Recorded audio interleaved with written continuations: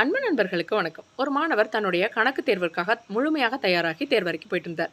போகிற வழியில் இருந்த விநாயகர் கோவிலில் 100க்கு 100 மதிப்பெண் வாங்கிட்டா 100 தேங்காய் உடைக்கிறதா வேண்டிட்டு போனவருக்கு பெரிய மகிழ்ச்சி. ஏன்னா விடைகளும் வினாத்தாள்களும் ரொம்ப சுலபமாக இருந்தது. தேர்வு நேரத்திற்கு அரை மணி நேரத்திற்கு முன்பாகவே தேர்வை எழுதிய மாணவருக்கு விநாயகர் ஞாபகம் வந்தார். வேறு சில சீட்டுகளை வாங்கி 100 தேங்காய் உடைக்கிறதுக்கு எவ்வளவு செலவாகும், 50 தேங்காய் உடைக்கிறதுக்கு எவ்வளவு செலவாகும், 10 தேங்காய் உடைக்கிறதுக்கு எவ்வளவு செலவாகும்னு கணக்கு போட்ட மாணவருக்கு, இது நம்ம விநாயகர் தானே, எதுக்கு காசெல்லாம் செலவு பண்ணி தேங்காய் உடைக்கணும், வெறும் 10 தோப்புக்காரனை போட்டால் பத்தாதாங்கிற முடிவுக்கு வந்தவர் விடைத்தாளை ஆசிரியரிடம் கொடுத்துவிட்டு வீட்டுக்கு வந்து சேர்ந்தார்.